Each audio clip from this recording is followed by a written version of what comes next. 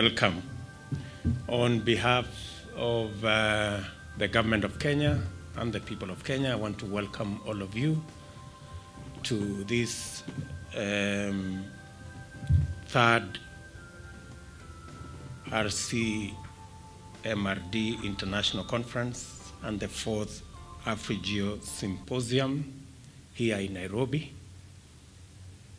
And while you are in Nairobi, if you sang along with us the Africa anthem, there was a section that said that this is the cradle of humanity. And specifically, that particular paragraph was talking about Kenya. So, to all of you who've come from other continents, let me say on behalf of humanity, welcome home. This is where we all began from, and therefore, you're welcome home. I also want to say that I am very happy this morning because aside from my public duty, I am also a very proud scientist, and I'm happy to be amongst friends. Development leadership in our time is monumentally challenging work that is severely constrained from two quarters. First,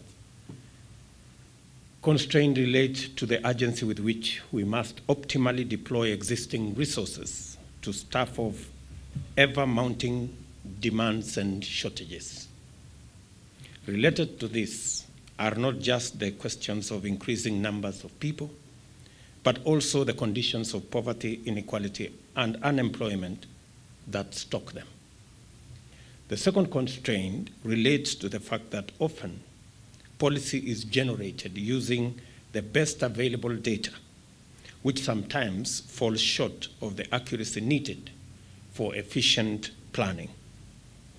This means that ordinarily, planning used imperfect data and public policy left room for improvement. In turn, much needed opportunities, resources, and policies are not optimized, lending us to fall short time and time again. We are also challenged by the very real danger that human activity is overwhelming the Earth's resilience and ecological balance. In our quest to maximize available resources, we have overlooked the fact that a degraded environment is immensely dangerous for all of us. And this notwithstanding that we are still desperately vulnerable to natural disasters owing to poverty, inequality, underdevelopment, of resilience, and relevant knowledge. There is, in other words, widespread powerlessness in terms of our relationship with the earth and its resources on one hand, and the environment on the other.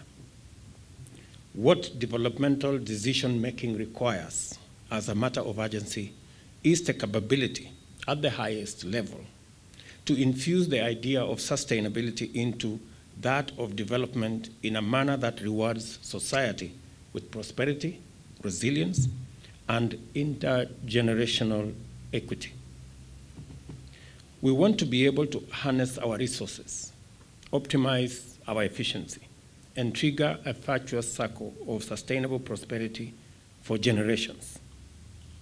In the short term, we want to be emancipated from vulnerability to natural disaster, environmental adversity, and attendant climatic intricacies that frequently lay waste the achievements and the hopes of nations and peoples.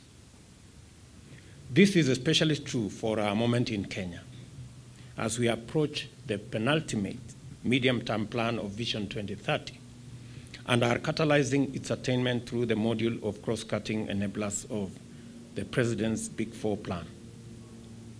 Our tremendous investment in the preconditions for the mass socio-economic uplift of our people must be ensured by greater accuracy and efficiency, deeper knowledge, and predictive capacity, and evidence-based decision-making. Whatever contribution you can make towards the achievement of these 4 priority policy areas, you ought to do it proudly for your country, for your continent, and for your people. Providing solutions in any of these developmental agenda items is our duty. It is my hope that you will rise to the challenge this week. The most impactful solutions to our greatest challenges are in this room. Earth observation and resource mapping are empirical scientific fields that improve the accuracy of planning and development planning by a tremendous magnitude. I'm excited to see the participants in this regional center has built with US government agencies, USAID and NASA, the EU and European Space Agency, and others to support creation of geospatial tools for value addition in decision-making processes.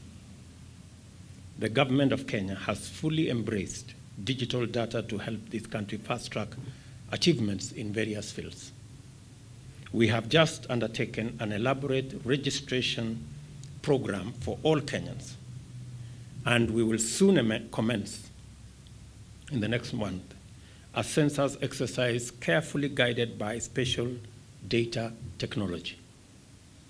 Further, I believe that satellite data and GIS systems are helping us design better housing facilities for Kenyans through improved spatial plans that contribute to the county integrated development plans. I am pleased to learn that through applications developed at this regional center, in collaboration with partners, we can now monitor crop conditions from planting to harvesting, and thus help the country manage food security. I challenge you to seek solutions to the problems of food distribution and market systems in the region, to not only foster efficient trade, but also ensure that people are not going hungry in one region while there is surplus in another region. We are proud to host the 3rd International Conference of the Regional Center for Mapping of Resources for Development, as well as the 4th Africa Geosymposium. As already indicated, dwindling natural resources coupled with climate change have contributed to ecological fragility that intensifies year on year. There is a strong movement urging greater focus on the anthropogenic dimension of climate change. A consequence of this depletion and stress is that many populations are experiencing or are prone to unprecedented vulnerability in terms of personal, economic, and other forms of insecurity. Government is challenging at best at these times, and under conditions of mass precarity, the challenges can be overwhelming. The theme of this event suggests that the way out of this disastrous turn lies in Earth observations for evidence-based decision-making.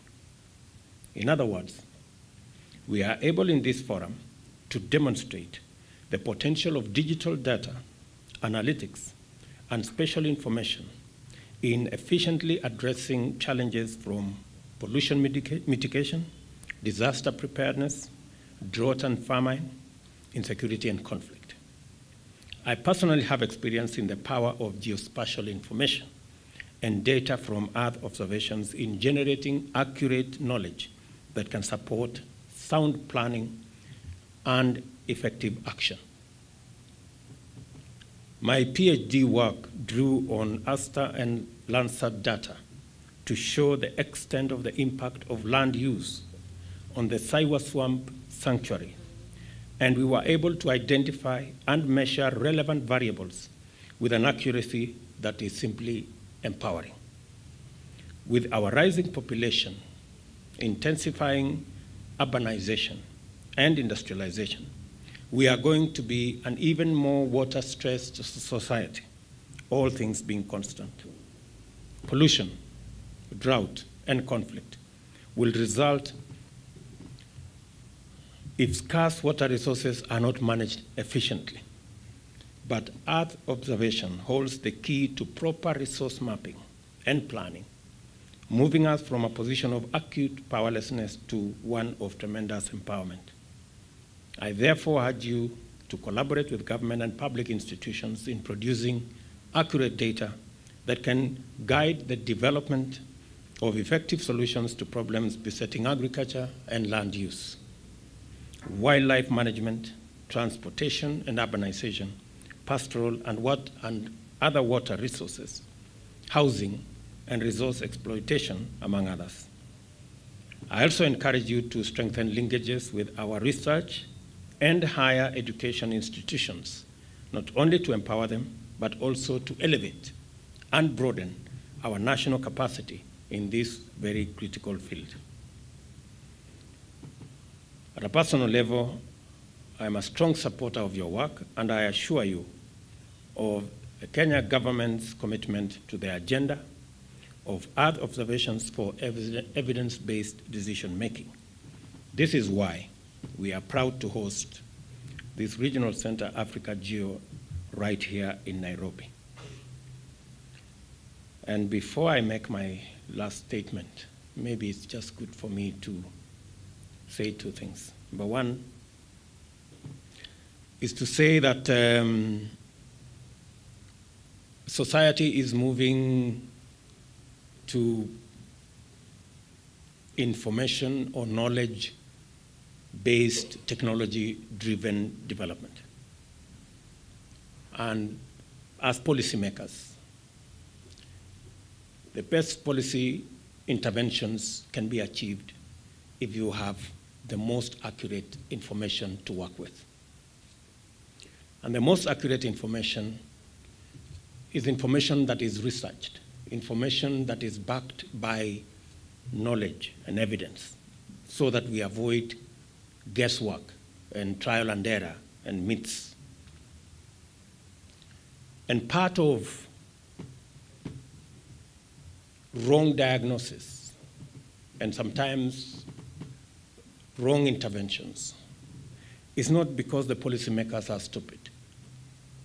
It's because they are working with information that is either outdated or that is not researched and that does not have evidence behind it. And therefore, it is my position that the way into the future, how policymakers like myself will make decisions that would change our society and move us to another level and create interventions that manage our challenges and create a better society, will be informed to a great extent by the quality of information that we have from our researchers and from institutions and organizations like this one.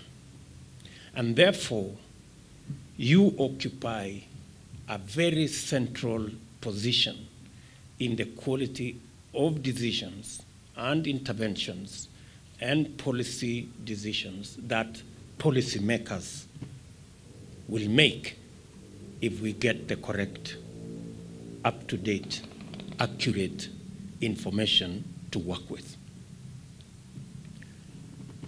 And I'm saying this from a position of experience. When we were working on drought, and I'm happy you have said this, when we were working on how to manage loss of livestock, because in my other life I was a minister for agriculture, and we thought long and hard, how do we provide an insurance scheme for our pastoralists? And it is when we got geospatial information on how do we trigger payments of insurance to our pastoralists, at what point, so that we don't make it subjective. We have accurate, up-to-date information on when we can declare drought and when we can declare it's time to intervene. GIS, geospatial information came in very handy. And last year, for example, we intervened in 5 counties using this technology and working with development partners. And we managed to reach many pastoralists who would otherwise have lost their livestock with no recourse. And therefore, that information is critical for decision makers like myself and others in governments to be able to make the right decisions at the right time in a way that is not subjective, but in a manner that is objective and driven by accurate information. We have just signed the Africa Continental Free Trade Area, AFTA. And we need a lot of information to make the subsequent decisions, because our contribution to trade worldwide from a continent that 1/5 of the population lives in is only 3%. And part of the decisions that we need to make going into the future is how do we contribute more? What interventions do we need to make? Because sometimes, if you're using information that is not accurate, you make the wrong interventions. You take the wrong policy decisions, and you end up in the wrong places often. And therefore, how do we, and this is something for the scientists here and the other people, how do we increase our productivity in this continent? How do we raise and how do we invest in the huge agricultural potential that we have in this continent? How do we reverse the food imports that comes into this continent by producing more? We need the benefit of science. We need the benefit of research to know in which areas, what crops, what kind of investments are required, so that we can not only reverse the food imports that come into this continent and begin to export, but also what becomes our contribution to world trade. So these are real-time decisions that we have to make. And science and scientists like yourselves need to help us to make these decisions so that we do not lose time and we do not make the wrong decisions, and so that we end up with the correct prescriptions of solutions for what we must do. And so that's really my request to this institution. I have had a small intervention with the Director General, and knowing very well the value and the quality of the training that goes on in the training institute as part of this institution, I've undertaken to him that we will find, as Government of Kenya, what interventions we can make to make sure that the students who are here have access to grants and bursaries so that we can expand the numbers that are generated. and we can create more human capital that can help us make the correct decisions and provide interventions that would give us the right policy decisions. I've also agreed with him that we will find a mechanism under our public-private partnership program to see whether we can work together to provide housing and hostels so that students from other countries can also find admission in the college that is here. I am told at the moment it's mostly Kenyan students, and this being a regional center for 20 countries, we do not want to be selfish and make it a Kenyan institution. We want to share it with the rest of this great continent. It's now my pleasure to declare the third RCMRD International Conference and the fourth Africa Geo Symposium officially open. I wish you great deliberations and great outcomes. May the very good Lord bless you. Thank you.